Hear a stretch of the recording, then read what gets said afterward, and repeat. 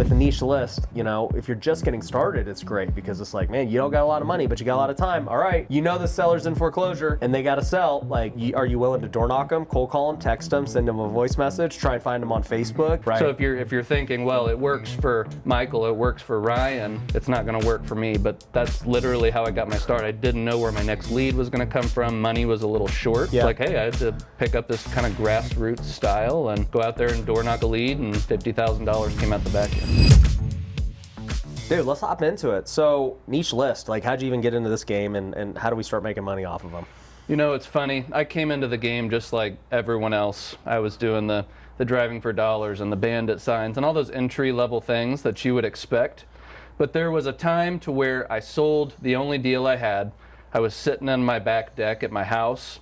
I had no leads, nothing coming at all. And I was actually kind of pouting at that point because I didn't know what to do next.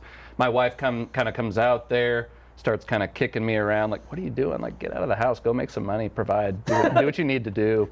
So I started looking through my phone on Zillow, and I saw a little red dot, and the dot said pre-foreclosure next to it. I knew what a foreclosure was, but I had never thought about going after them. So this house happened to be about a half mile from my home. So I walked over there because I didn't have anything else to do. And I was going to knock on the door, and my heart was beating 1,000 miles a minute. And I was like, I've never door knocked a door before. Knocked the door, they came out, and I simply said, hey, my name's Michael. I noticed you have a foreclosure sale coming up next week. I just want to see if I could help. And I expected them to slam the door in my face, spit in my face, whatever. But they just poured their soul out. They invited me in the house. I had a 90-minute appointment with them. They kind of explained everything that had been going on in their life. And at the very end, they said, look, we're going to pray about it. We're going to think about it. So I leave, and I'm like, this is too good to be true. But then they called me back the next morning, signed a contract with them, assigned that for 50 grand. And I was like, wow, I generated 50 grand out of nowhere. Wow. And ever since then, we've been perfecting it. Wow. And so that just came from looking at a Zillow. Yeah. That's crazy. You know, what's funny is I got my real estate license in 2010, and I remember as a realtor, people would ask me, they'd be like, hey, I'm looking at getting these pre-foreclosures. This is like 2011, 2012. I was like, the heck you mean a pre-foreclosure? Like, there's foreclosures. Yep. And I just never did anything with it for literally like 5+ years. I just didn't even know what they meant. So for those wondering, because I was that person, what does a pre-foreclosure even mean? So a foreclosure, just the vernacular, is a house where you're behind on the payments and it has actually gone through the foreclosure sale and been foreclosed on. A pre-foreclosure is that person that's in that time period to where they've said, hey, look, you're behind, you need to catch this up or solve this problem. And there's a gap to where they have a foreclosure sale set, but it hasn't come yet. Right. So we're going after those people during that period to where they may not want to sell their house, they may not want to work with a real estate investor, but they have a problem and they have to solve it, and that's what And we're they got trying a to very do. specific time frame. They don't have a choice. Yep. They got to either catch this house back up or sell it. There's For no sure. in between. There's some options in there, but those are two of the main ones. Right. So from what I understand, in most places, it's public record when somebody gets a foreclosure notice. Dude, I mean, I haven't like really studied in a long time, but what I remember was you have about 90 days from when you get a filing. We would call them notice of defaults out here. Like, how exactly does it work? So it depends on where you are in the country. Right. Like where I'm at in Kansas City, it's a very short time frame. Okay. You might be 90 days behind. They'll send out what's called an appointment. Same thing as notice of default. Okay. There's a couple week period in there, and then you have 3 weeks from when that sale is scheduled to the foreclosure sale. But you have places like Florida where it might be a year or more. Wow. So there's just a very wide range depending on the state. Yeah. Because I think in Vegas, it's like, all right, once you're 30 days late or 60 days late, you get served an NOD. And then from there, you might have like another 90 days before you can get a NOS, notice of sale. Then I think it's like 30 days once that's done. Right. Like, it's a pretty long process to actually get foreclosed on. Well, and it's funny. It seems like common sense now. Like, we have all these different ways of reaching people, direct mail and TV and PPL, PPC, all these different things. And it's hilarious. I'll talk to these older guard type guys, Yeah. and they're like, "This is what I was doing back in the '80s. I would go down to the county and collect all this data and go after these people." And now it's even more readily available online. But it's just funny how the cycle kind of comes around. Oh, you'd have to go to the courthouse and all this stuff just to go pull the data. Yeah. Just to find out who's actually like in foreclosure. Right. Or who has a lien or a divorce or, I mean, actually, it's still in a lot of those things, you still have to do that. Yeah, and you still have to dig, and that's why it's so powerful, is that most people, they don't want to do the difficult work. Right. They don't want to go down to the county assessor's office. They don't want to dig around online on different sites and clean up data because it's painful work. Yeah. That being said, I'm not doing that work. Virtual assistants, technology is doing it. But the mindset you got to have is the harder the list is to get, the more valuable it is. Right. And I would agree with that. And to be transparent with everyone, I am part of the lazy group. I would rather pay to just get leads and all that. So we've always done TV commercials and PPC, and now we're doing Facebook ads and all this stuff. And it's like, most of the people that reach out to us are not in some kind of super distressed situation. Right. I mean, some are, but like majority are not. They're like, I just got to sell my house, dude. And, you know, we can do just fine with that. But I have been on the other side where, you know, years ago we would go after foreclosures and all that stuff. And it's like, oh, dude, no, you have to sell your house like as in the next 2 weeks or you're not going to have a house. Right. And it's a different conversation. And I love those other marketing sources. We do TV and all those other things as well. And those are nice. They're just leads that come in. We can go close them. Yep. I've always viewed niche lists as a bolt-on. If you've already got a successful business or you want to get started in it, it's a great place to get started. Or if you're a really experienced guy, 100, 200 plus deals a year, just bolt it onto your business. Maybe you can add another 3 or 4 deals a month. Yeah. So you said it for you still do the other things. You know, you're doing over 100 deals a year. How many are from niche list versus, you know, these other strategies? I would say it's probably 50 or 60% niche list, 50% the other. Okay. And what does it cost? Like, what's your marketing spend on those? So I would say with the traditional advertising, we're probably putting in about 30 a month. Okay. To those. With the niche list, you don't have as many. So we're doing a lot of different marketing outreach, you know, your SMS, your email, video messaging, Facebook messaging, direct mail. It's probably $4,000 or $5,000 a month. They're not really it's time expensive. intensive. It's time intensive. Yeah. And I always tell people that with marketing, you're either paying with time or money, right? So it's like, okay, these other ways, just pay money and you'll get leads. Yeah. And it's great, right? But with a niche list, you know, if you're just getting started, it's great because it's like, man, you don't got a lot of money, but you got a lot of time. All right, you know the seller's in foreclosure and they got to sell. Like, are you willing to door knock them, cold call them, text them, send them a voice message, try and find them on Facebook? Like, that's what I assume a lot of the things you guys got to do are. Well, and that's how I got started. Right. So if you're thinking, well, it works for Michael, it works for Ryan, it's not going to work for me. But that's literally how I got my start. I didn't know where my next lead was going to come from. Money was a little short. Yeah. It's like, hey, I had to pick up this kind of grassroots style and go out there and door knock a lead, and $50,000 came out the back end. So let's just talk, and I want to talk about other lead sources with niche, like divorce and all this other stuff that, like, where you could find those lists and stuff. Sure. But let's just talk about getting those deals closed, okay? So you pull a pre-foreclosure list, which is not hard to find, and you call them. And, you know, the assumption is everyone's calling them too, because everybody can see that they're in foreclosure, right? Yep. Like, how do you handle the sale and those negotiations? So you really need to position yourself as a trusted advisor, almost. The average investor is going to call and they're going to say, hey, look, you have a foreclosure sale next week. I can offer you cash, maybe help you move, get some money in your pocket. And that's really their pitch. Well, the majority of these folks, they're going through some of the most traumatic points in their life. Someone has passed away, they're going through a health issue, something has happened. Right. And they don't really want people banging on their door, and the first thing they say is, you got to get out of your house, even though it's a kind approach. So the way I approach it is always, hey, look, I've got a couple of different options for you. All I want to do is walk through those. Hopefully you can get the foreclosure sale stopped with some of the options I have for you. If you need a backup option, I have a couple options there as well. And people, it just feels a little bit different. Yeah. You're saying something a little bit different than the average person, so then they open up a little bit, and you can take the sales conversation from there. Inflation is crazy. Right now, $3 won't even get you a gallon of gas or a cup of coffee. But the good news is it'll get you my Wholesaling Blueprint and a trial to Wealthy University. You might be wondering, Ryan, what are those? Well, Wealthy University is our online community where you're going to be able to network with 6, 7, and 8-figure real estate investors and entrepreneurs. We have live calls every single week. You can come and ask me questions directly every single Tuesday, and you have access to all of our courses, all the recordings of WealthCon, and exclusive events. Along with that, you're also going to get our Wholesaler's Blueprint, which is going to give you all the scripts we use when we talk to sellers, all the contracts that we've used to lock up hundreds of deals, and you'll even get my Contractor's Guide, which gives you all of the materials we use in our house flips. And if that wasn't enough, I'm also going to give you a copy of my 2 books, The Wealthy Way and Flip Your Future. All of that will be yours for just $3 by going to wealthyuniversity.com.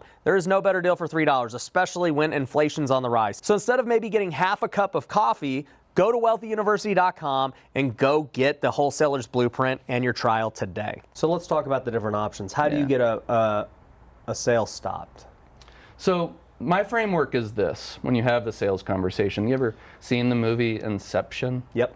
So they're trying to plant an idea in someone else's head without them knowing. And that's what I'm trying to do. I'm just trying to guide them through options and help them see what really needs to happen. And I am honest, if there's a situation to where they can't handle it themselves, I push them that direction. You can't be afraid to truly help them. You're not just putting a guise on that you're actually helping, you actually are. So I walk them through a 5-step framework of walking them through their options. Number 1 being a reinstatement. Yep. Reinstatement just means, hey, look, you haven't paid in 6 months, you're behind $6,000 or $8,000. I mean, is that an amount of money you have? Most of the time, well, no. If I had it, I would pay. I wouldn't be behind. But then instead of just moving on, you try to be helpful. Right. Hey, have you spoken to family or friends? Do you have someone from your church or a close friend group that could lend you the money? Well, I mean, I do have this one person that might have money. I'd really like to go have a conversation with them.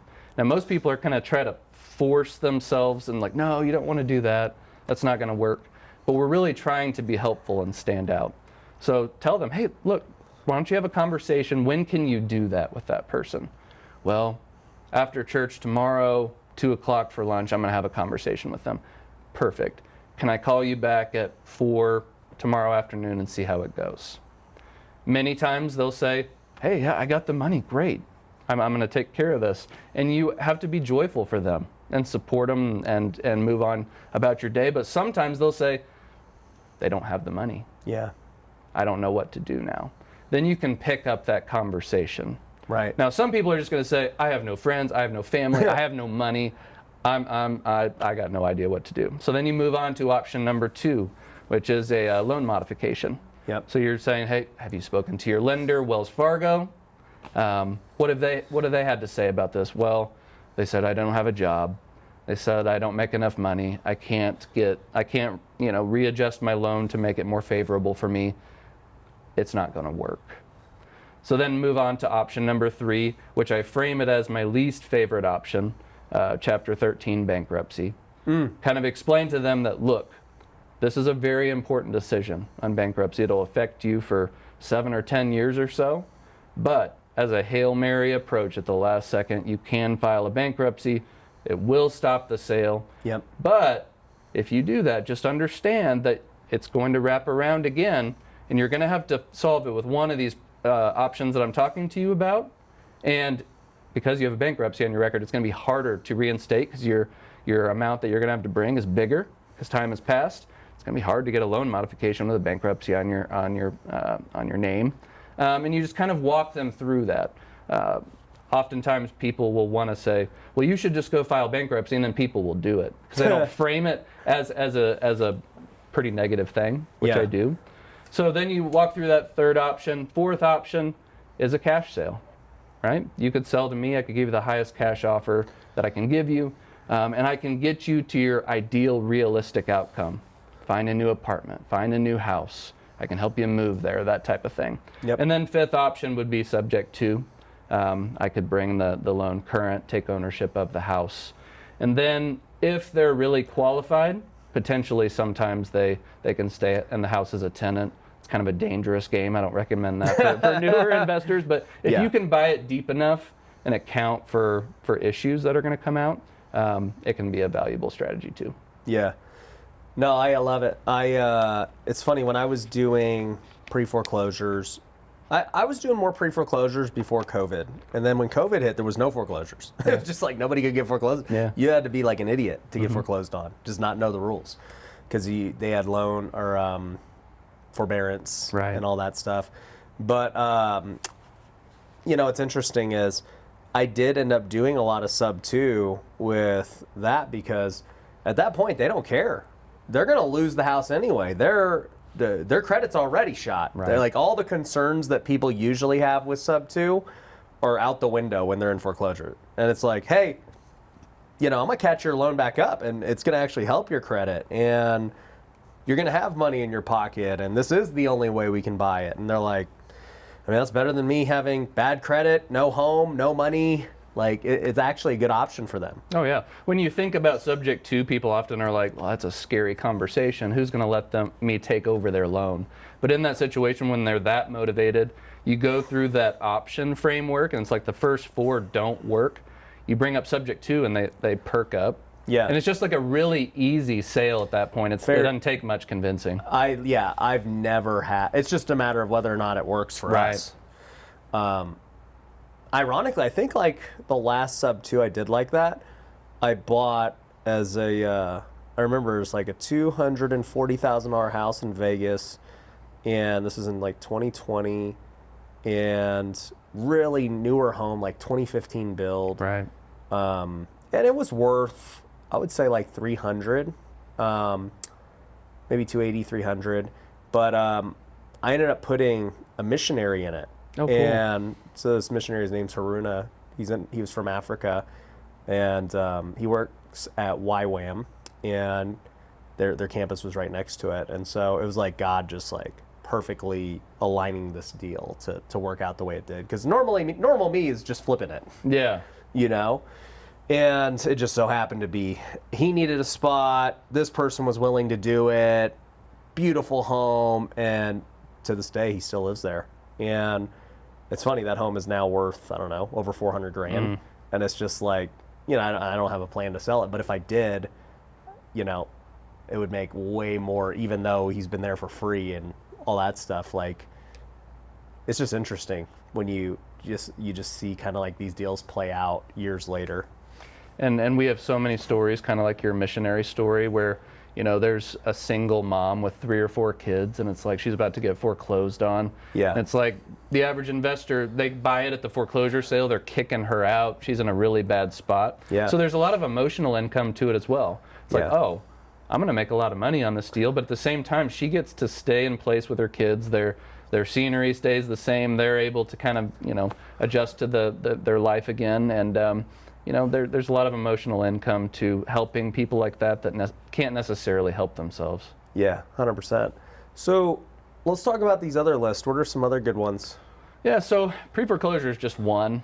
There's an endless list of these, but some of the other ones are probate, eviction, divorce, let's talk water about shut-off. probates. What are probates for those who don't know? So a probate is a situation where, let's say, my mother or father passed away. They didn't have a will, they didn't have a trust, they didn't do the right things before they passed away. And when you do that, you then have to run it through a court process, which is pretty painful, to allow me and my sister in this situation to have the ability to have the property in our name. So there's a lot of people in that situation that's like, look, my parents passed away and I don't have the money for probate. I don't even know what to do. I have no idea what attorney to contact. And then many times they'll reach out to an attorney and they'll be like, oh, 20 or 30 grand or something to do this probate, when if you have a good attorney, it's 2 or 3 grand. So immediately they're like, I don't have the money. I can't do it. So oftentimes these properties are vacant, sitting there abandoned for long periods of time. So it gives opportunities to us as investors to come in, solve a very difficult problem that perhaps these heirs have given up on. Yeah. And get some money in their pocket with a house that they're already detached from. Right. So. And with that, you know, the process basically just awards them the home, because the court just decides, yeah, you are the heirs, it should go to you, and gives, I guess, other heirs time to object, if any. Or There's something. a lot of nuance to it. Yeah. I don't claim to try to know everything about probate, because there's so many different variations. You would want Every to connect state's with an different. attorney in your state, and they'll give you the lowdown on your area. Yeah. I'll give you guys some feedback and experience I've had over the years, but like, typically what happens is, if I was to lock up a probate deal, which we have, and you know, I'm meeting with the heirs, like you said, they don't know what to do. We have an attorney, so we run it through our attorney and we pay all the costs and everything. Now, our first goal is to do something called a set aside. Do you guys have those? No, I don't have that term where we're at. But So we try to do what's called a set aside, where if you can prove there's less than $100,000 of equity, it doesn't have to go to court. Yep. And so they can just set it aside and say, yep, you guys own it. It's just not worth the court's time. Right. There's not enough equity. Do your deal. Yeah, in our area, that would be called a small claims estate, Okay. where they make less than $40,000 in our area. So that's it. Like with probate, there's so many different terms like that. Yep. But no, those are fun deals. And the coolest thing is that oftentimes these lists overlap. Yeah. So you'll have a probate and you'll have a pre-foreclosure. Yep. And it's like someone passed away, heir abandoned the house, it needs to go through probate, so you can solve Payments two still need to be problems. made. Yep. Yep. And what's interesting is, you know, we try to always get it set aside, but then we get deals that are too good. Mm-hmm. And so, you know, we try to avoid it at all costs, because the moment it goes to auction or it goes to actual probate, Right. then people can bid on it. Yeah. And then it's like, Or they might Whatever. have, you know, the court might say, well, it has to sell within 80% of appraised value or Yeah, something like different that. things. And it's like, that kind of kills the deal. But yeah. What about other lists that aren't so easy to find? Like, how do you find people who are getting divorced and in weird situations? so most times now, a lot of areas have up-to-date internet websites. They have court websites with, you know, updated dockets. So you can log on in your area, look up the court cases, and many times you can separate it out by probate, divorce, eviction, and you can just see the cases on there. Yeah. And many times they don't have the addresses, but you can look up people's names and figure out where they live. And it is kind of painful and tedious to get those lists. But imagine a couple in divorce.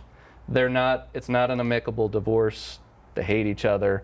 They want to spite each other and cause a lot of pain. Oftentimes, both of them will move out of the house. One will move into their parents' house. One spouse may move into an apartment. And then this house is just a sitting duck. It's just vacant. And it doesn't get solved because they will not communicate with each other. Yeah. They squabble over the goofiest things. So oftentimes it takes someone like ourselves to come in and be kind of a third-party, unemotional mediator Yeah. that can just speak truth into them and doesn't have to take a side. And many times that can, you know, make them lower their guard a little bit and realize, yeah, we should probably sell this house. We have a lot of equity. Let's just move on, be done. So those are those types of deals. And again, your job as an investor is to come in and be a problem solver. By solving those problems, you generate cash. So. So what would you say it is that you mainly do? Because you said you'll have like VAs scrubbing those lists now and trying to locate these sellers. Like, what do you do? So in the beginning, I did it all. Yeah. Before it all started, I was pulling the lists. I was doing the marketing, doing the sales, managing the flips, all this stuff. But over time, delegated that out to where more I'm just a manager of people. So I've hired acquisition people, I've hired virtual assistants, I've built technology to kind of source these leads. And now I just try to give my people the best resources that I can, sales trainings, etc., and they go out there and do it for me. So let's just talk about like the market. We were talking a little bit about it beforehand, but you know, you've been doing this a decade now. I've been doing it just as long, and after COVID, there wasn't really like niche lists like that. Yeah. I mean, friggin' nobody got foreclosed on. So Is that when you started getting into the other marketing channels? Like walk me through how it's evolved. So I've done all of the direct-to-seller marketing the entire time. Okay.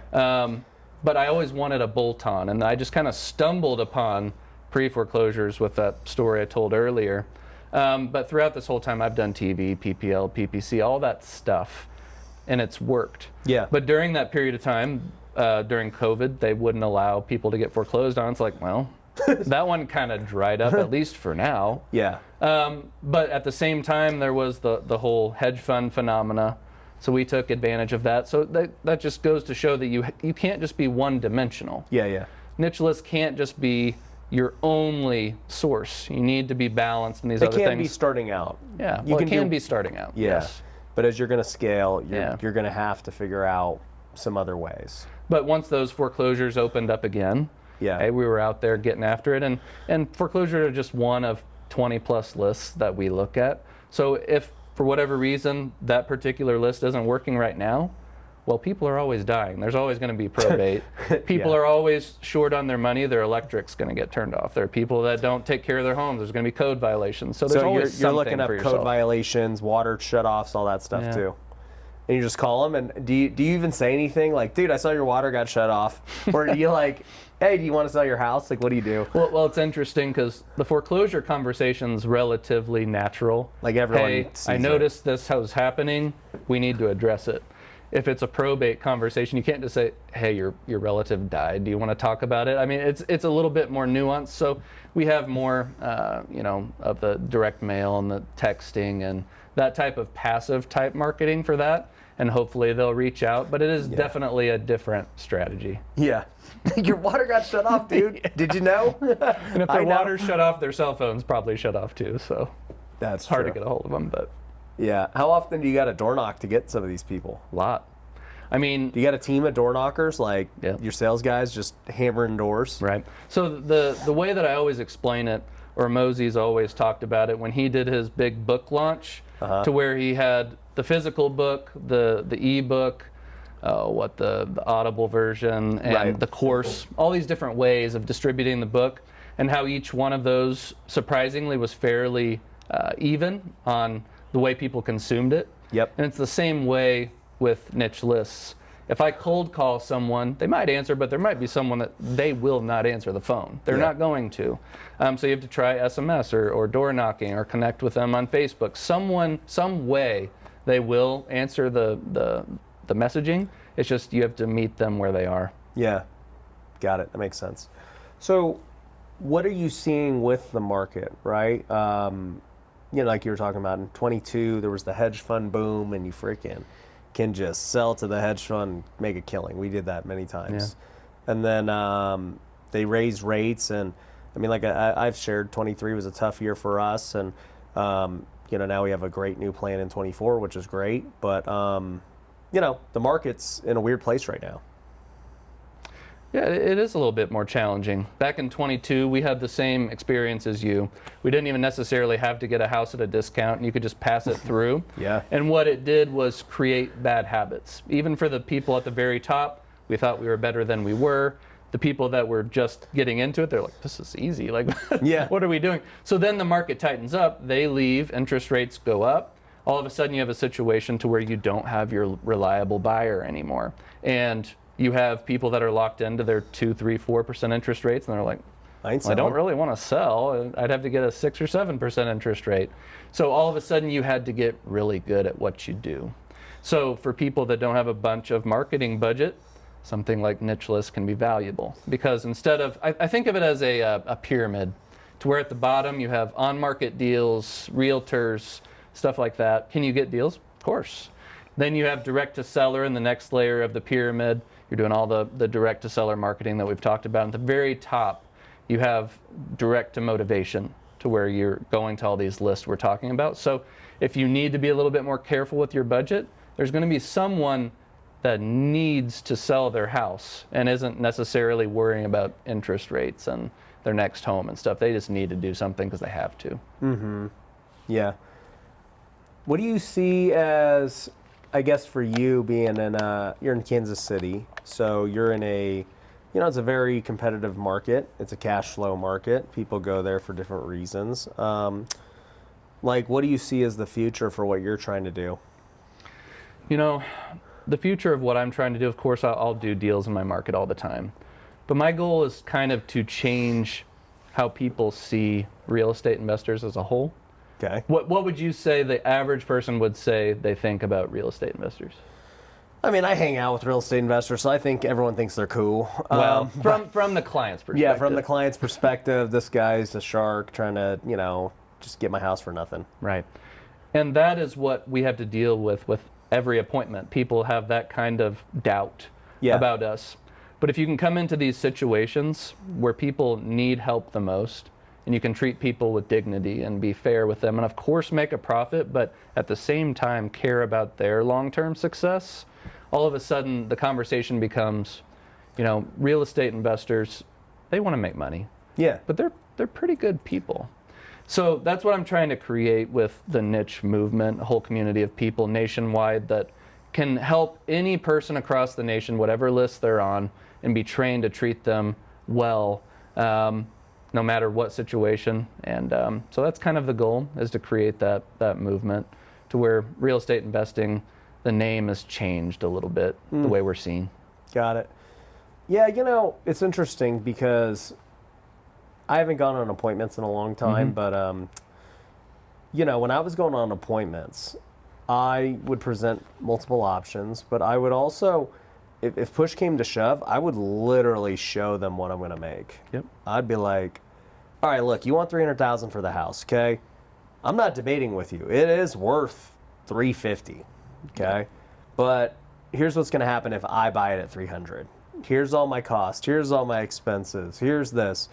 You know, I wish I had all the money in the world, but I don't. So I'm going to have to borrow hard money. And then I got to go pay the realtors when I go to sell it. And I got to pay closing costs twice. And, you know, here it is, my break-even, and then I got to fix it up. And then, you know, my break-even is $350, you know, at the end of the day. And that's what we think I'm going to sell it for. So, you know, I don't know about you, but would you buy this house if you were me? And they're like, no. And I'd be like, honestly, like, if you're going to go through all this pain and headache and risk, you know, for me, I want to make at least 10% of whatever I sell it for. That's my goal. So, you know, I'd hope to make 30, 35 grand on this. Like, would you? And they're like, yeah. I'm like, yeah, and that's why I got to be at 270. That's why I got to be at 260. Like, it just is what it is. Yeah, radical transparency is important. I can even, this is a popular story that I tell a lot. There was this house that was in foreclosures in my hometown. I'm in Lee Summit, just outside of Kansas City. Real estate investors, are you tired of getting low-quality leads and talking with sellers who've been hit up by everyone else? Well, what if you could get inbound leads of motivated sellers on autopilot without any effort? Well, that's exactly what we do at Lead Kitchen. Over the years, I've spent millions of dollars on direct-to-seller marketing. I've done PPC, I've done TV commercials, I've done cold calling, text messaging, direct mail. I've done the pay-per-lead services. And look, all of them can work. A lot of them don't. At the end of the day, I have found a new method that is getting me better results than I've ever seen in my career. I'm getting lower cost per leads than ever before, and it's not just in Las Vegas, it's across the country. And so if you want to take advantage of this new innovative marketing strategy that takes no effort on your end, I want you to go to leadkitchen.com and book a call with my team today. Imagine having my team running your marketing with the same leads that I'm getting in my business. That's what you can have. So just go to leadkitchen.com today and book a call. I wanted this house. It was vacant. I could not get a hold of this seller. I actually tried to reach out to her, I think it was over 100 times in different mediums over a period of several months. Wow. And finally, I tracked her down. We set an appointment. How'd you track her down? So it was the time number 116. I kept track in my CRM. This was back when I was doing a lot of the marketing and stuff myself. But I prayed about it, and I was like, I want to give up on this house, but something just tells me that this person needs help. The Lord said, reach out one more time. I said, okay. So I looked on her Facebook profile. There was a link to a boyfriend. His name was Brian. Okay. Right? So I reach out to Brian and be like, look, your girlfriend has a ton of equity in her home. I can't get a hold of her. So a few minutes later, she calls me, says, I'm sorry, I saw all your messages. My son passed away in the house. I couldn't be there anymore. I just could not face the home. Can you meet me out there tonight? Let's talk about it. So I meet her out there. She won't even go in the house because her son passed away. It's really emotional. So I look at it. It's infested with mold. It's terrible. Yeah. It's probably like a 320 house. She owes something like 60 grand on the home. Mm-hmm. So we go to McDonald's down the street, have a conversation. What is the average investor going to do here? They're going to sense that pain and be like, oh, you owe 60, I'll give you 65. That's what they'll do.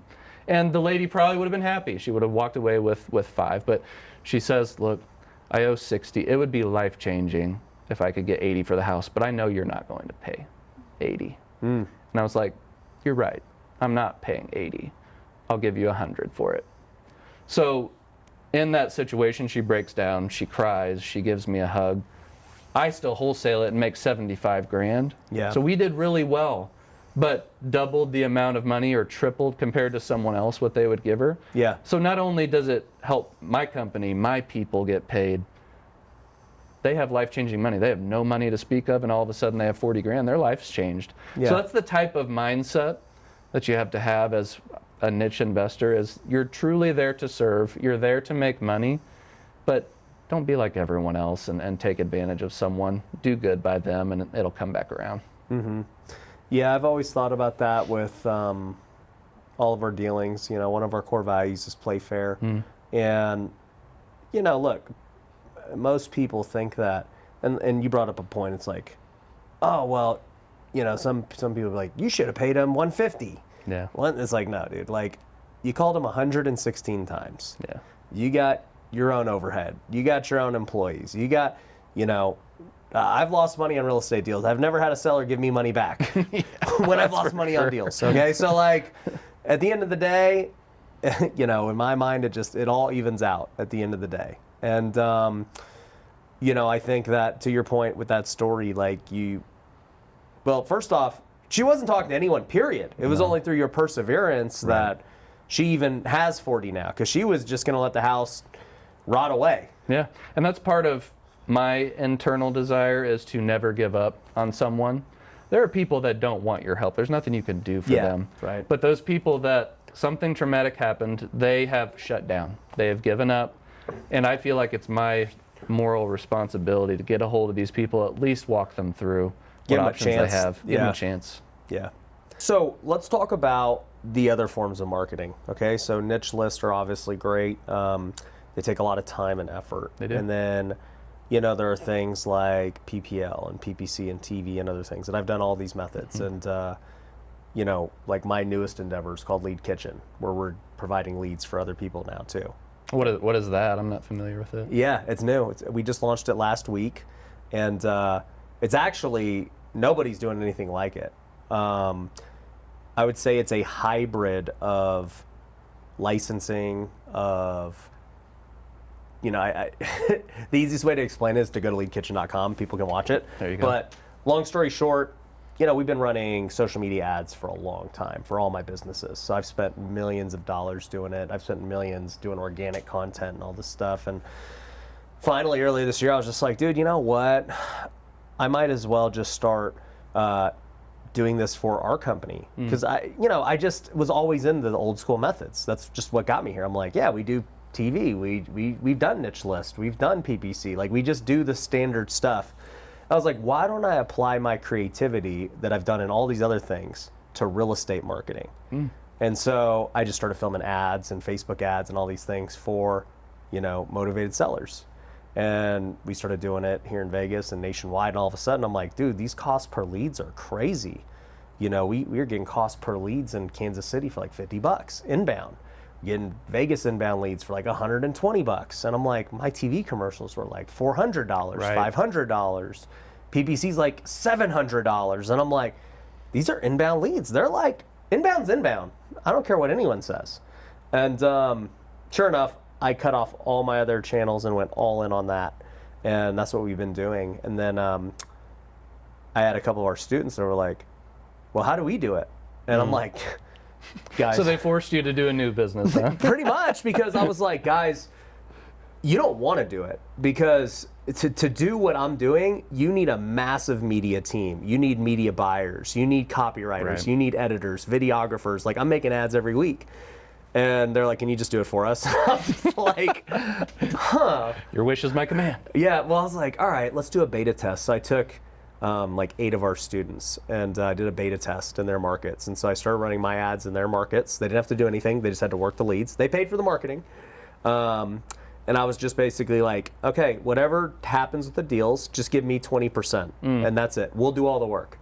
You cover the spend. And then sure enough, they were freaking locking up deals in all these markets. And I was like, dude, there's something to this. So anyways, we launched it officially last week, signed a bunch of people, signed some really big clients, guys doing millions of dollars a year, some even doing 7 figures a month. And so I'm excited about that. And I think it's going to be a really big business because nobody solves social media marketing for real estate investors. So you're stacking all your skills. I mean, I've spent the last 5 years doing it. Like, I've spent millions figuring out funnels and digital marketing and all this stuff. Like, why wouldn't I apply it to like the most ancient industry? Right. Real estate marketing is so ancient, it's insane. I've got a selfish question because we've thought about doing a JV type option for niche lists around the country. Yep. When you do your 20% with these people, how do you manage all of that? Like, how do you make sure that you know the deal flow and stuff? Right. So we connect with them on the back end of the CRM, and so we can see their CRM and the deal or the leads that we're sending them and all that stuff. And I mean, look, there is an honor element to it. Clearly, if it's working, then that means they continue to do it and they're spending more money and like. Yeah. If there's not deals coming through, you're like, what's going on here, right? And then it's also just kind of like watching KPI. Right. Because if I know that they should close or get into contract 1 out of every 20 or 30, it's like, hey, what's happening here? Yeah. Either your sales team just really sucks or something's being hidden. And so sense. there's a lot of ways to kind of like watch what's happening. That's really cool. Very cool. Yeah, so I'm excited about that one. So yeah, if you end up doing something like, you're providing niche lists for people and you wanted to do, that's why I said nobody's doing anything like this. It's very like, it's not a franchise because, your business is your business. It's not like Homevestors where I get a cut of everything you do. Right. It's like, no, dude, like if you wanted to hire us, cool. We'll freaking just pump you leads and whatever those leads make, dope. Because I have some friends that own Homevestors franchises, and they tell me what their cost per lead are, and it's like, it costs us $900 to make the phone ring, and I'm just like, oh my gosh, that makes me want to throw up. Bro, but that's what it is. Everybody's and that's why got it's so important. We talked before the podcast about how education is changing and how implementation is going to be so important. Yeah. And that's what you're thinking about, helping people with Lead Kitchen. I'm thinking about, well, what is the biggest resistance for people getting started in what we do? And it's, they don't know how to get the data. They don't know how to systemize that. They don't know how to speak with the sellers. Okay, I've done both of those things. I have a conversation with someone. I haven't the faintest clue on how to build a team to find a title company or a probate attorney or a bankruptcy partner. And it's like we're trying to systemize all those things to where people can come in and it's like remove the friction. They would rather pay you to do it for them. Yeah. 1,000%. And you know what made me actually really like this idea as it was evolving over the months? I talked to my friend Robert Wensley with InvestorLift, and he's been on the show a couple times, and we're big fans of InvestorLift. We use it for Dispo and everything else. And he tells me, he goes, Ryan, this is before he knew what I was doing. He goes, I'm thinking about, and I don't even know if I should be saying this on air, but he was like, I'm thinking about doing something with these PPL companies because they're like blowing up and like there's just so much like opportunity and most of them don't even know what the heck they're doing and, all this stuff. And I was like, well, Robert, let me tell you something. I actually am doing something that I want to put them out of business because unlike PPL where they're going to upcharge you 3 to 5x of whatever the lead costs them, right? Like if it cost them 100, they're selling it to you for 300 to 500. That's what it is. Yeah. I'm not going to upcharge them at all. I'll give them 3 to 5 times the leads. I would rather them get more at bats and then let me make money on the back end. And, We'll use my brand, my likeness, everything. Like, why would you take their offer over my offer? Well, and I love the transparency on your side.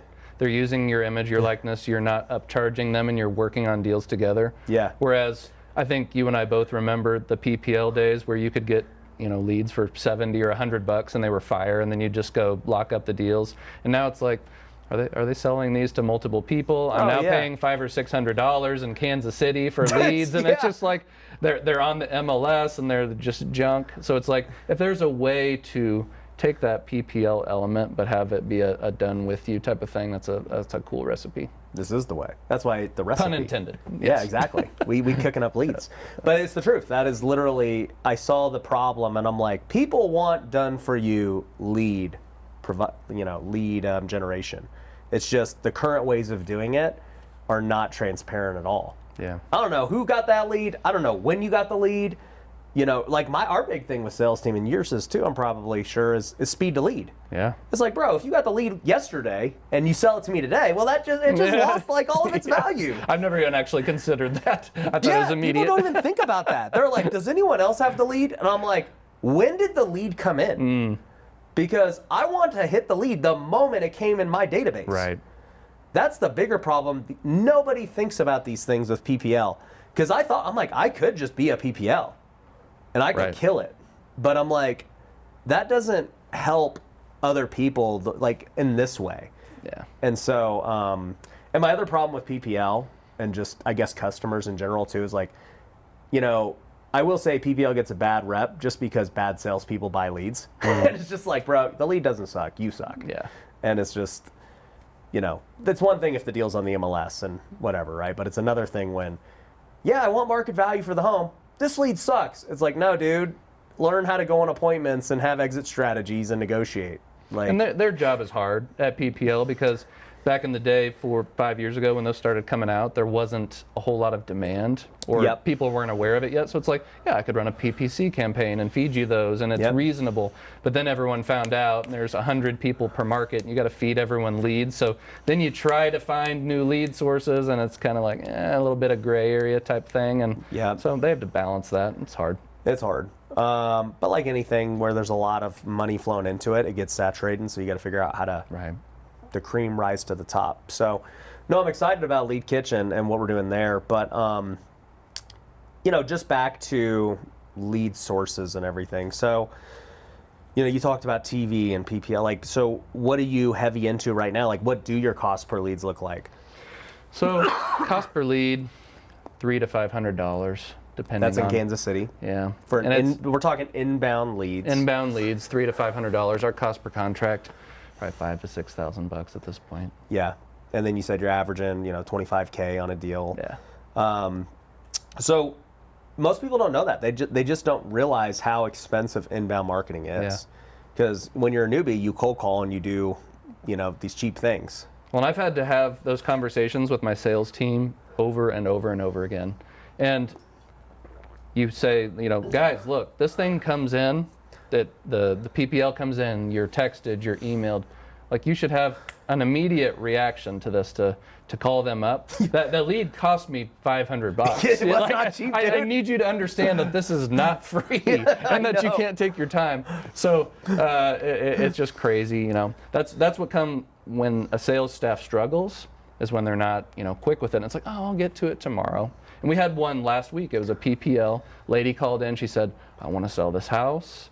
I need to be done. I want $40,000 for it. At that price, it was a deal. Yeah. And the sales staff was like, let's just set up a time tomorrow at noon, and we'll come out. No. 11 o'clock the next morning, she calls, I signed with someone else. And it's like, guys, what are you doing? It was at least a $30,000 sign. It's like, guys, you should go out there right now. Yeah. And it's like we have to get back to the basics because 2021, 2022, there were deals abundant. You could just pass things through. Everyone was happy. You didn't have to focus on your leads as hard because the gravy train was moving right along. Yeah. But right now, you have to get back to the basics of having a good business, having solid principles, having good sales strategies and processes.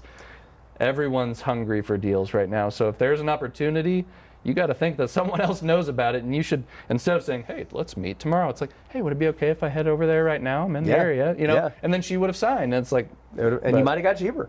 lessons learned. Yeah. What do you think about, okay, so you are doing TV and PPL and PPC, okay? Just for everyone to hear, because this cracks me up all the time. How many of those leads, you know, they want market value? A lot. Majority. A lot. Like, people aren't dumb. Yep. You know, people don't, like, this is the misconception people have. Like, oh, well, if I pay $500 for a lead, that must mean that it better be a high quality lead. And I'm like, guys, to me, this is my opinion. A high quality lead is somebody who's willing to sell. Yes. That's it. I don't care what they ask for. Like, you want to sell today, right now? All right, you're high quality. We can figure out a way to make money. Well, and I'll say this story. It was years ago. It was our first inbound TV call, right? This lady says, I want $150,000 for my house. It's in good condition. The house is probably worth $160,000, $170,000 fixed up. Right. So my inclination is, this lead sucks. Exactly. TV's garbage. And I'm like, you know, it's the first one. Let's be diligent. Let's go out there and do Let's it. just see what's up. So I went out to the house. Hoarder, nasty cat house. Terrible. Do you think that I locked up the house for $150,000? No, I locked it up for $50,000. The lady was like, well, I didn't know you. I just figured I'd shoot for the moon. I didn't expect $150,000. And I'm like, instantly it made, you know, connection in my brain. Buyers are liars and sellers are worse. So we went out to the house, and it's like, this was actually the first day for a new acquisition guy of ours. Yeah. And I was like, every lead that comes in, treat it like it's gold. No matter if they just appear like they don't really care about your offer, it's really high. Just go out there. You don't do you know go on what appointments you're on gonna miss. everything? I used to go on all the appointments. No, but I'm saying your team. Yeah. Yeah. In person. So I want to bring this up. So the reason I bring all this up now is because I am a lead provider. Before, like, I already knew this. Like, for myself, I'm like, my team knows that. Like, I don't care what they say on the phone. If they say, yeah, I actually want to sell my house, great. What time can we come? Sure. That's it. And then we do what we do on the appointment, right? Because, like your story, there's too many times people have said they wanted market value, and you get there, and the truth comes out. Yeah. Or, you know, they really are on it, and it's all good. We took an at-bat. It didn't work out. We're going to follow up.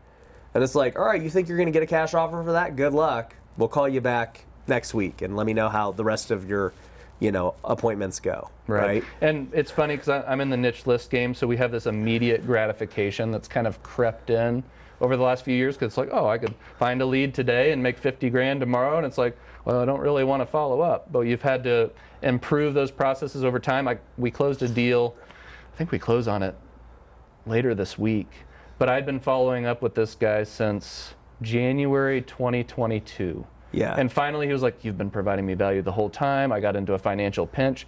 Come on over. Let's get it. Yeah. And that was a TV lead from a long time ago. Exactly. That was not a deal at the time. Yep. And it's like, oh, we went out there, we had the appointment. Built rapport.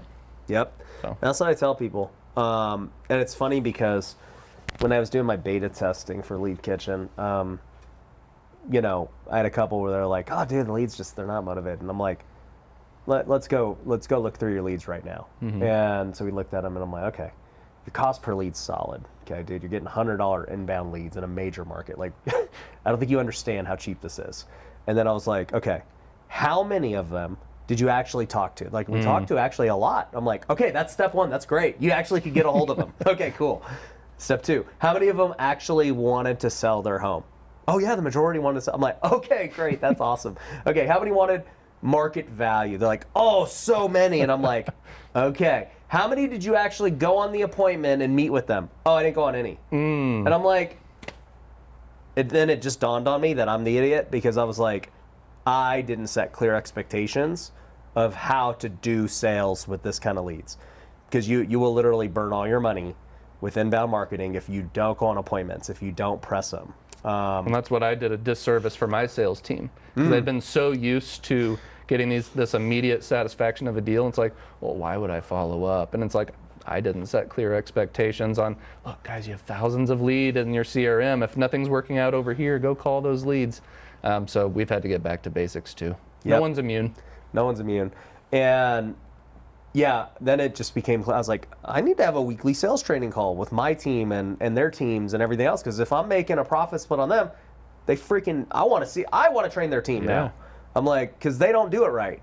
Majority of investors don't do it right. Like, they either, like you said, built bad habits in 21, 22, or they're new to the game and they just don't know. Yeah.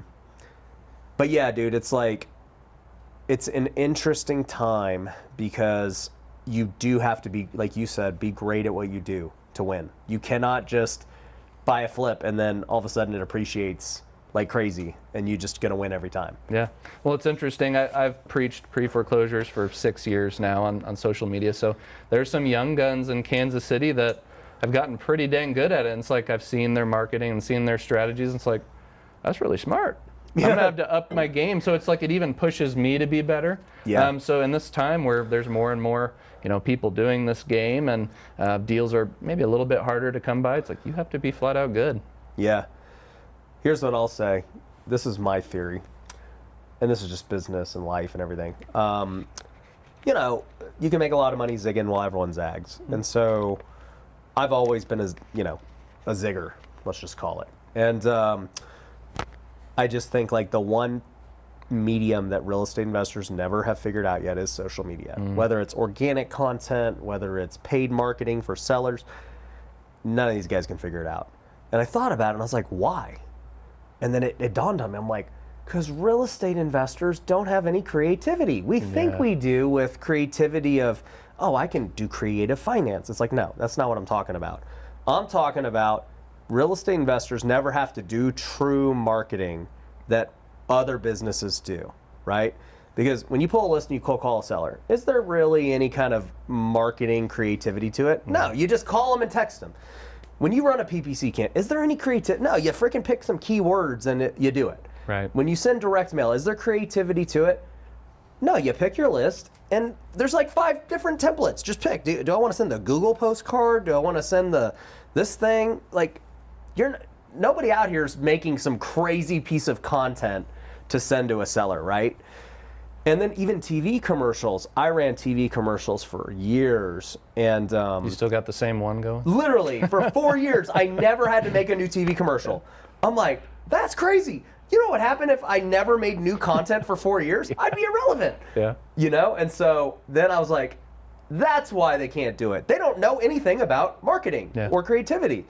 And I had seen how hard it was the last 4 years to build my brand and make content week over week, and all the money and the team and the time and the effort. And then, I make ads every freaking week too for throwing events, for, getting clients, getting students, getting whatever. And I'm like, dude, I've had to spend millions in hours like just doing this. So then when I started doing it for direct to seller, I was like, I cannot believe I didn't think to do this before, because I have such a huge competitive advantage over everyone because they just don't know how. Yeah.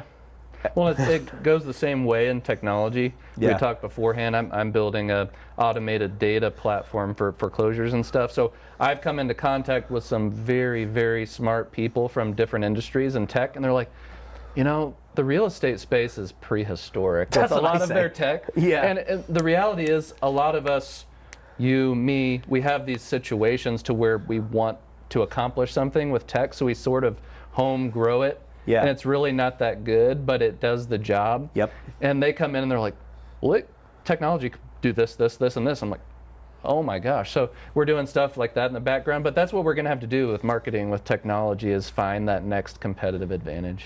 Yeah, and that's where I think the future goes, right? Because if everyone can run a TV commercial and there's really no competitive advantage with it, there's no IP. I ran the same commercial for 4 years. Like PPC, anyone can do PPC. Yeah. There's no barrier to, the barrier to entry is, are you willing to spend? Yeah. That's it. But there's no real skill that makes it so hard to learn. Direct mail, cold call, all the same. And so when you start thinking about the skill of pulling niche list, that is a true competitive advantage that very few are willing to do. Yeah. Now the question becomes, how scalable is it, right? If you have tech, it can become very scalable. Social media, there's a true competitive advantage to play in that game. Well, and you have so much experience on social media, and I'm starting on my journey in that, and you get the same questions over and over and over again. It's like, I could probably build a product around that, and then you get feedback on it. It's like people are like, yes, please give it to me. Just like lead kitchens, I've had the same thing with data and supplying that, because that's a big pain point. What are you going to do with the tech? How are you going to capitalize on it? So I have a community coming out. I'm wanting to, from the very beginning, help people implement my strategies, not just, hey, here's a course, let's do Zooms. Yeah, everyone does that. At this point, the information is commoditized. Yep. We need to have, from the beginning, it's implemented in your business. Yeah. So data on automation, you don't have to think about it. So the data's clean, pulled, clean, skip traced, put into your CRM, automated drips, all this types of stuff, automated marketing. And the hope is, from the very beginning, it's like whether you're new, never done a deal, or you're yourself and you've done hundreds and hundreds and hundreds of deals, hey, I could make this a bolt-on, and maybe I can make an extra $100,000 a month, one deal a week if I have a couple reps. 100%. Why not? So that's my goal, is to try to help people implement that side of things, just like you're trying to do. Well, and I can tell you I always think of it from a consumer standpoint. So it's like, you know, with your tech, if you were able to supply us niche leads here in Vegas, right? I'd be like, all right, like, how much? Like, friggin' give me them.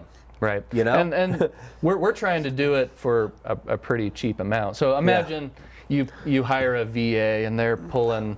But I don't want to pull them myself. Like, no, if you just gave me it. the price, I'll probably buy it. Right. So foreclosures are just the beginning. Then you have to automate all these other lead sources, and it's like, well, if you can find the most motivated of the motivated and a skilled operator doesn't have to think about it, and their team just has these leads and all this information, why not? No, well, and that's why I say, like, the way the world is going, it's like, you know, like you said, information is commoditized, and so how do you provide people services too? Yeah. And so, even for me, whenever I'm coming up with an idea, I always think about the consumer in mind, and so I'm like, all right, would I buy Lead Kitchen if I was if I'm me, right? I'm like, yeah, I would buy it. Like, why not? Freaking, if this can be a bolt-on to what I currently do, what's the harm in trying it? And I'm my own client. Like, I've been playing with this for 6 or 8 years now. It's like, oh, this is the problem I had. Let's create a solution. Everyone else is having the same problem. Right. Great, and you're experiencing the same thing. Yeah. When's it come out? So it's going to phase in over the next few months. We've beta tested in about 10 states right now. We want to make sure everything's perfect in those, and then we'll expand to the other 50 or other 40. Yeah, yours has got to be a lot harder to do than mine. It is. Yeah, because you have like so many variables. Yeah, I've got a team behind the scenes that's working hard on that. And there's a lot of different variations, like, oh, well, this municipality's site's different than that one. And this one has a new site that I can tap into their API, and this one is Prehistoric. So you have to have a lot of different things going on at the same time. Fortunately, I have a smart team. I just have good ideas, and I found the right who, right? Who, not how. And that's, I'm just thinking from your team's perspective, and I'm like, dang, dude, to fill all these lists in all these different counties, and they all have different processes and ways of pulling data. I'm like, dang, that's going to take. And that's why you got to have a bigger mission. Yeah. Most people, if you don't have that bigger why, it's just going to be like, oh, this is hard, I give up. I'll just do it in my market, and it'll be cool. Yeah. But I have that mission of helping the people that need to be helped. Yeah. And changing the perception of real estate investors and bringing a community together. It's like every time we come across a roadblock, it's like, when I want to give up, it's just like, remember that. You will get through it. And we've gotten through a bunch of roadblocks at this point, and just have to keep plugging away. So for those who may be interested in the software, who want to learn niche lists, like, how do they do it? Yeah, go check out nichedata.ai. Nichedata.ai. Yeah, so we're in beta right now, only in 8 states, but keep touch on my socials, and I give updates. Where's your socials for them? Yeah, Instagram, Michael_Franke. If you can find Michael Franke and get me that name, that would be great. But I can actually help you do that. That would be awesome. Yeah, it's some guy in Germany named Michael Franke, and I can't get a hold of him. I got a guy. You got a guy. And then YouTube, Michael D. Franke. I'm active on there as well. Cool. All right, guys, well, go check it out. If you're interested in niche lists, Michael, great insights on everything else. And make sure you go follow him, and we'll see you on the next one. Peace.